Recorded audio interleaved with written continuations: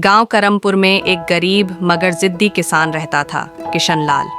उसके पास ज़मीन बहुत कम थी और बरसों से फसल ठीक से नहीं हुई थी। गांव वाले कहते थे, किशन, ये मिट्टी अब कुछ नहीं दे सकती, छोड़ दे ये खेती।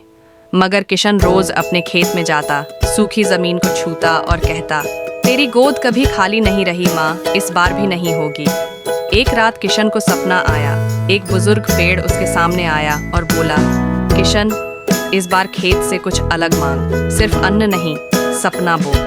सुबह होते ही उसने अपने सारे बीज इकट्ठा किए और बच्चों को बांट दिए। हर बच्चे से बोला, तुम इन बीजों को अपने आंगन में लगाओ, मैं अपने खेत में सपना बोऊंगा। अब किशन ने खेत में बीज नहीं डाले, बल्कि मिट्टी को सजाने लगा। उसने चारों तरफ रंगीन कपड़े के झंडे लगाए, दीवारों पर बच्चों की बनाई तस्वीरें लगाईं और हर दिन खेत में बैठकर शांति से अपने खेत को देखता। लोग हंसते, ये खेती है या तमाशा, मगर बच्चे रोज उसके पास आते, मिट्टी में खेलते, हंसते। फिर एक दिन चमत्कार हुआ। मिट्टी के बीचों बीच एक अनोखा पौधा उगा। उसकी पत्तियां रंग बिरंगी थीं और उसमें से एक मीठी खुशबू आ रही थी।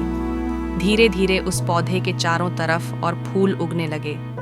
गांव में पहली बार ऐसा खेत देखा गया जो सिर्फ अन्न नहीं, खुशियां उगा रहा था। लोग हैरान थे, मिट्टी जिसमें बीज नहीं डाला गया था वो कैसे फूली। किशन मुस्कुराया और बोला, मैंने इस बार सपना बोया था और बच्चों की हंसी से सींचा था। अब वह खेत सपनों की पाठशाला बन गया, जहां बच्चे पढ़ते नहीं, सोचते थे, जहां मिट्टी से मिट्टी नहीं, कल्पना उगती थी।